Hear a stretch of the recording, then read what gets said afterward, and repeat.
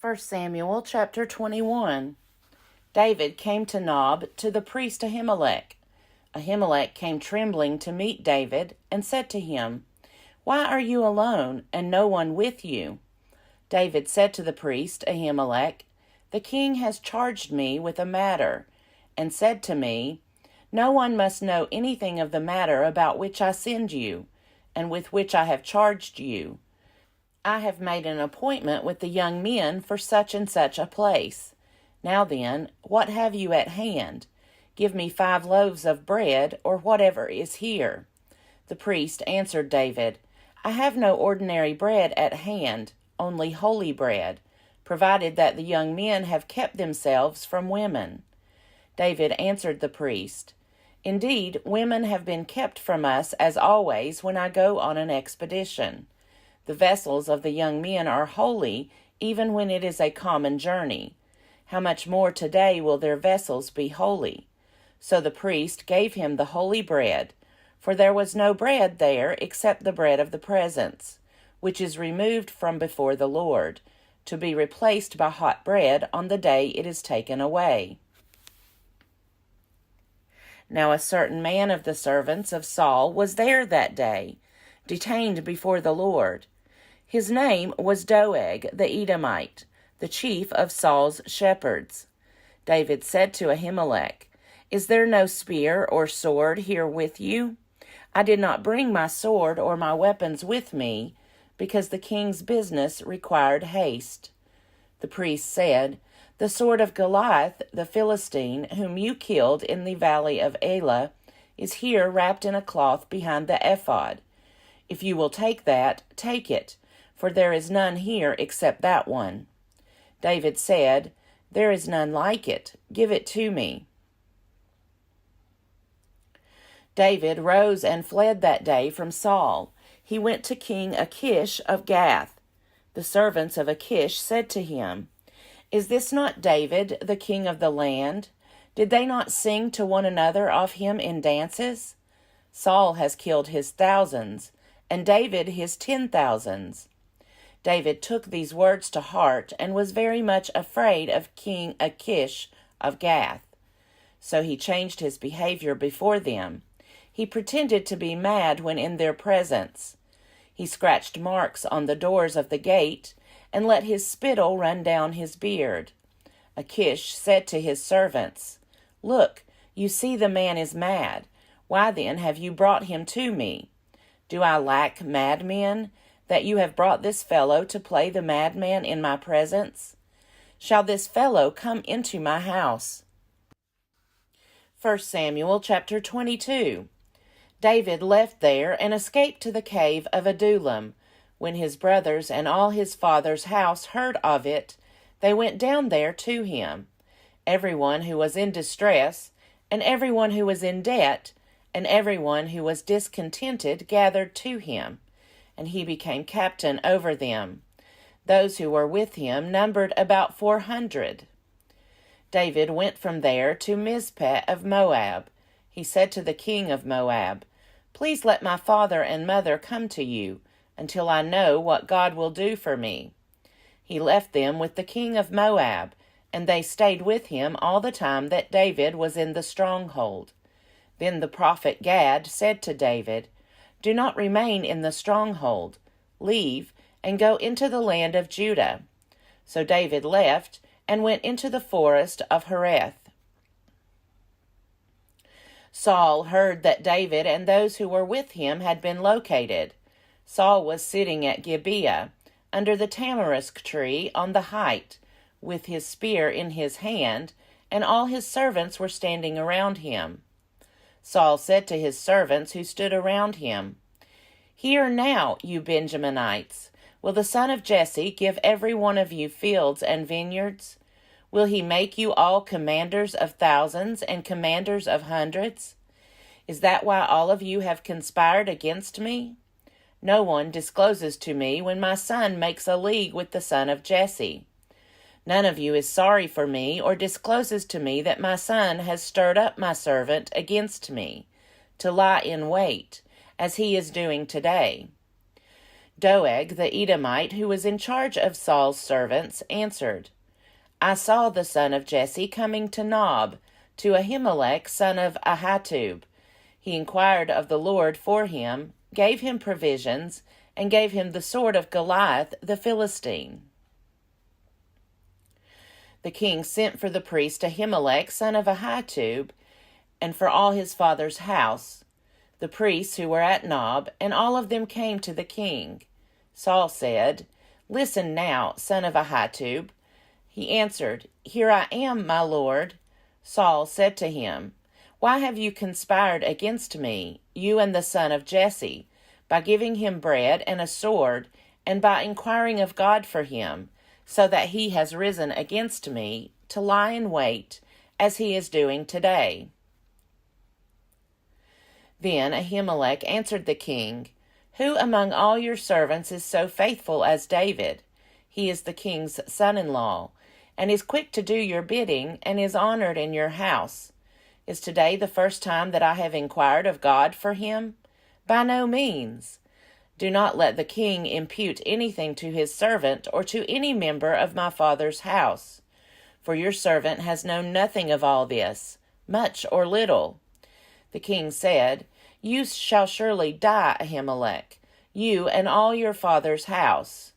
The king said to the guard who stood around him, Turn and kill the priests of the Lord, because their hand also is with David. They knew that he fled, and did not disclose it to me. But the servants of the king would not raise their hand to attack the priests of the Lord.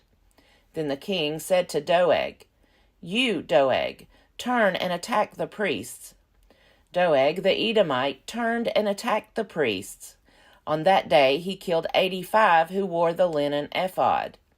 Nob, the city of the priests, he put to the sword, men and women, children and infants, oxen, donkeys, and sheep he put to the sword. But one of the sons of Ahimelech son of Ahitub, named Abiathar, escaped and fled after David. Abiathar told David that Saul had killed the priests of the Lord. David said to Abiathar, I knew on that day, when Doeg the Edomite was there, that he would surely tell Saul, I am responsible for the lives of all your father's house. Stay with me, and do not be afraid, for the one who seeks my life seeks your life. You will be safe with me. 1 Samuel chapter 23. Now they told David, The Philistines are fighting against Keilah, and are robbing the threshing floors. David inquired of the Lord, Shall I go and attack these Philistines? The Lord said to David, Go and attack the Philistines and save Keilah. But David's men said to him, Look, we are afraid here in Judah. How much more then if we go to Keilah against the armies of the Philistines? Then David inquired of the Lord again. The Lord answered him, Yes, go down to Keilah, for I will give the Philistines into your hand. So David and his men went to Keilah, fought with the Philistines, brought away their livestock, and dealt them a heavy defeat. Thus David rescued the inhabitants of Keilah. When Abiathar, son of Ahimelech, fled to David at Keilah, he came down with an ephod in his hand. Now it was told Saul that David had come to Keilah, and Saul said, God has given him into my hand, for he has shut himself in by entering a town that has gates and bars. Saul summoned all the people to war, to go down to Keilah, to besiege David and his men. When David learned that Saul was plotting evil against him, he said to the priest Abiathar, Bring the ephod here. David said, O Lord, the God of Israel, your servant has heard that Saul seeks to come to Keilah to destroy the city on my account. And now will Saul come down as your servant has heard. O Lord, the God of Israel, I beseech you, tell your servant. The Lord said, He will come down. Then David said, Will the men of Keilah surrender me and my men into the hand of Saul? The Lord said, They will surrender you. Then David and his men, who were about 600, set out and left Keilah. They wandered wherever they could go. When Saul was told that David had escaped from Keilah, he gave up the expedition. David remained in the strongholds in the wilderness, in the hill country of the wilderness of Ziph. Saul sought him every day, but the Lord did not give him into his hand. David was in the wilderness of Ziph at Horesh when he learned that Saul had come out to seek his life. Saul's son Jonathan set out and came to David at Horesh.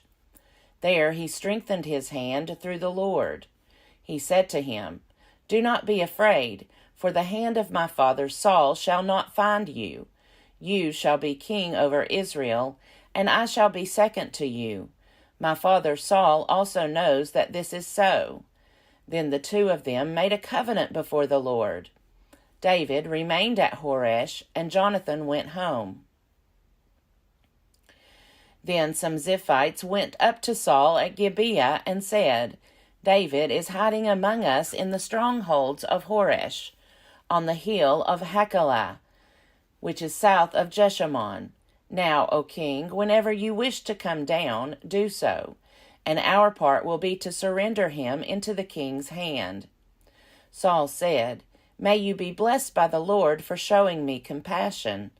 Go and make sure once more, find out exactly where he is and who has seen him there, for I am told that he is very cunning. Look around and learn all the hiding places where he lurks, and come back to me with sure information. Then I will go with you, and if he is in the land, I will search him out among all the thousands of Judah." So they set out and went to Ziph ahead of Saul. David and his men were in the wilderness of Maon, in the Arabah, to the south of Jeshimon. Saul and his men went to search for him. When David was told, he went down to the rock and stayed in the wilderness of Maon. When Saul heard that, he pursued David into the wilderness of Maon. Saul went on one side of the mountain, and David and his men on the other side of the mountain. David was hurrying to get away from Saul, while Saul and his men were closing in on David and his men to capture them. Then a messenger came to Saul, saying, "Hurry and come, for the Philistines have made a raid on the land." So Saul stopped pursuing David and went against the Philistines. Therefore that place was called the Rock of Escape.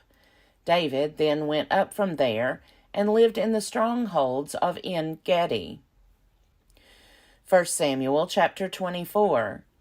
When Saul returned from following the Philistines, he was told, "David is in the wilderness of En-Gedi." Then Saul took 3,000 chosen men out of all Israel and went to look for David and his men in the direction of the rocks of the wild goats. He came to the sheepfolds beside the road, where there was a cave, and Saul went in to relieve himself. Now David and his men were sitting in the innermost parts of the cave. The men of David said to him, "Here is the day of which the Lord said to you, I will give your enemy into your hand, and you shall do to him as it seems good to you." Then David went and stealthily cut off a corner of Saul's cloak. Afterward David was stricken to the heart, because he had cut off a corner of Saul's cloak. He said to his men, "The Lord forbid that I should do this thing to my Lord, the Lord's anointed, to raise my hand against him, for he is the Lord's anointed." So David scolded his men severely and did not permit them to attack Saul. Then Saul got up and left the cave and went on his way. Afterwards David also rose up and went out of the cave and called after Saul, "My lord the king!" When Saul looked behind him, David bowed with his face to the ground and did obeisance. David said to Saul, "Why do you listen to the words of those who say, 'David seeks to do you harm'? This very day your eyes have seen how the Lord gave you into my hand in the cave, and some urged me to kill you, but I spared you. I said, I will not raise my hand against my Lord, for he is the Lord's anointed. See, my father, see the corner of your cloak in my hand.